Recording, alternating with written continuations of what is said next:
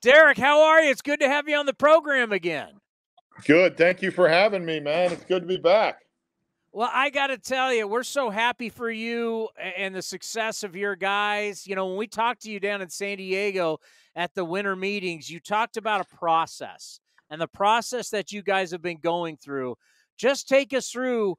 You went through some tough times, and right now, man, you guys are battling. You're right in this thing. You're just a half came back in the Central. Yeah, we've been playing well as of late. I mean, we started off really well and then went through a tough stretch, not only with how we played, with some injuries in our schedule. And over the past probably 10 days, we've started to play better baseball. But I think your point is, you have a process when you come in, and Ben Cherington had one when we started 4 years ago. And I think we're starting to see a little bit of the fruits of that. Yeah, another 5-game winning streak. So this is another long winning streak for you. And you try and tell the fans, like, even if you get out to a hot start, there's going to be a bumpy patch. But then it's how do you write that? Just how proud are you of your team? Hot start, bumpy patch, and now you're back. Yeah, I'm really proud of our group. They're a resilient group. They play hard. They get after it every day. And I think the one thing for a lot of our young players, because we have one of the youngest rosters in baseball, is just realizing it's a long season, and you cannot get too high and you cannot get too low, and we have to just make sure we maintain all the time. That's a great point because, maybe you get caught up on it when things are going real well. But, that's the reason why we have what we call the dog days is, yeah, you're going to go through. Here comes the humidity. Here comes the heat. It's going to be tough. It's going to be July. It's going to be August. It's going to be September. What's it like taking a young team through that type of journey? Well, I think the biggest thing that we've added this year is we've added veteran players in McCutchen and Santana and Rich Hill and Austin Hedges. So we have guys that have been through that. So it's easier for myself and for the staff that we're not having to handle every situation, which over the last 3 years, that's kind of how it's been.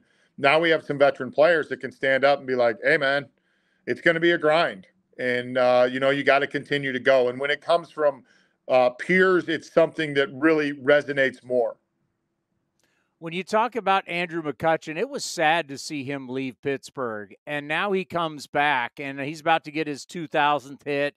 And, we've talked about, his situation. He wish it would have all been in a Pittsburgh uniform. But when he came back and he got back into your clubhouse, what did that mean to your group? Well, I think it meant not only a lot to our group, but to our city. This was a guy that didn't want to leave, that still lives here. Obviously he left, and Brian Reynolds actually came in a trade for him. So the fact they're both on the field together is really important. But what it meant for our clubhouse was a lot of these young players, when they thought about the Pittsburgh Pirates, that's the guy they thought about. They thought about the guy that had won the MVP and won Gold Gloves and been the cornerstone of an organization. And when he came back, it was like, all right, this is real. We're playing with a guy that played in our division last year, had the opportunity to go to multiple places this offseason, and he decided to come back here. So I think that's really important for our young players to realize that, when they walk down the hall and see his picture on the wall because he's won an MVP, and it's a guy that wants to be here and thinks we can win here, that's really impactful. Yeah, I think about Cody, our producer from Pittsburgh. He's there in the press box right now. We've been showing, by the way, so we have cameras up in the press box right now showing PNC Park in the background. I mean, we've been to all the ballparks in the big leagues, and I've been to all the NFL stadiums working in the NFL. I don't think there is any – I mean, you go to it every day. You're spoiled. But is there anything better than the backdrop at PNC Park?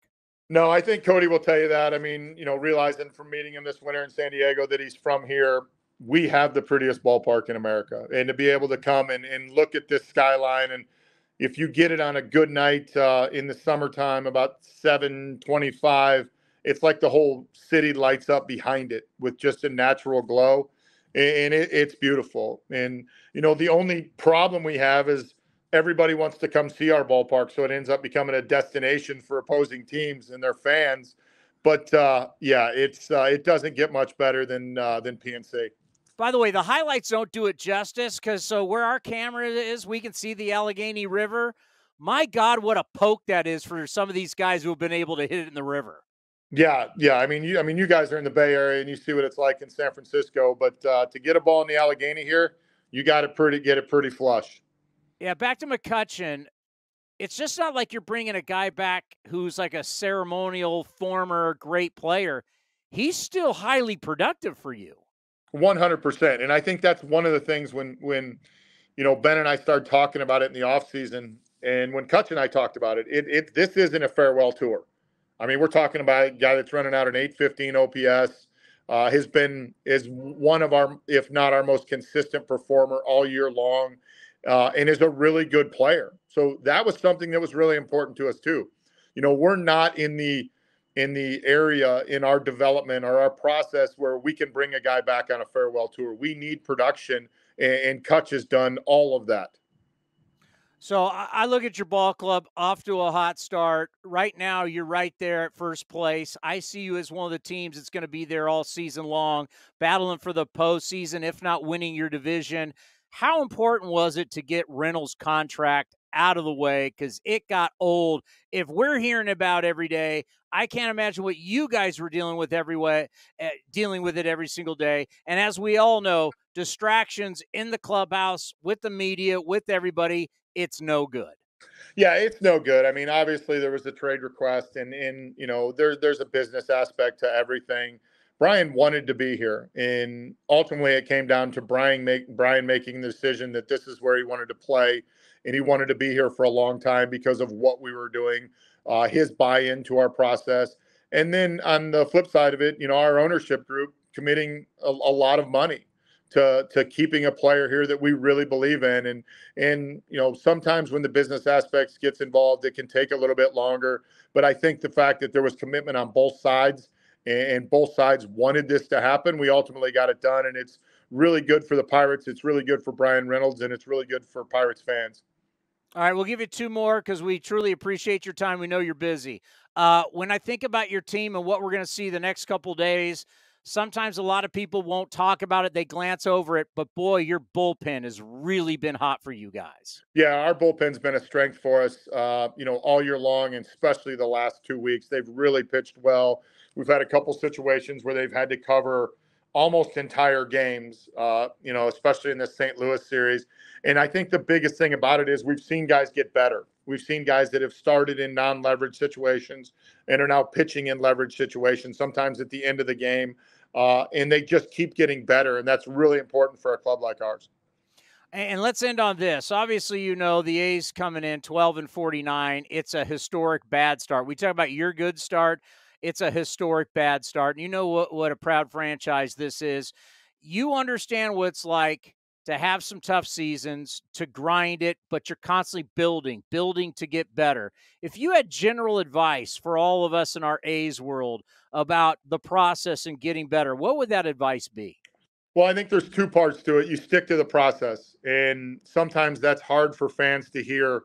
I think one of the things we learned in Pittsburgh, as long as you outline it and say, like, hey, we realize we're building towards something, and stay consistent with it. And then the second thing about it is I think you guys have a really good leader at the top in Kotsay. A guy that comes in every day, has a good mindset, stays positive, because you have to stay positive in that respect. And you guys have really done a good job identifying Kotz as that person to lead it. And it's hard, but you got to have broad shoulders, and he does. Yeah, it is. That's the thing. And we do the Mark. I talk to him every week. It's the Mark Kotsay show. I mean, you're the manager. It's not like you just turn this off, go home, and get a good night's sleep. You're grinding every single game, every single move, pitch, everything, and you take it home. People don't realize as a manager how much you wear it on all day long, every day, all day. Yeah, that's 100%. I mean, you said good night's sleep. I don't think I've had one of those in about 4 years. And the person that and I can tell you this from experience, but for the person that's at the top, being consistent, and I think again that's why you guys haven't Kotz, because he is consistent. And like you said, you talk to him every week, and I guarantee you that he has not changed one bit, regardless if it's a good day or a bad day. And that's really important for your group, and it's really important for your fan base. Well, I got to tell you, you got a fan club out here ever since we met you down at the winter meetings in San Diego. And, of course, Cody being a super Pirate fan. We're talking about you guys all the time. We're rooting for you. So Good luck. Let's talk later in the season, but keep it going. You're off to a great start. All right. I appreciate you guys having me on, and glad Cody got a chance to come home and see this beautiful city again. Take care. Be well. Thank you.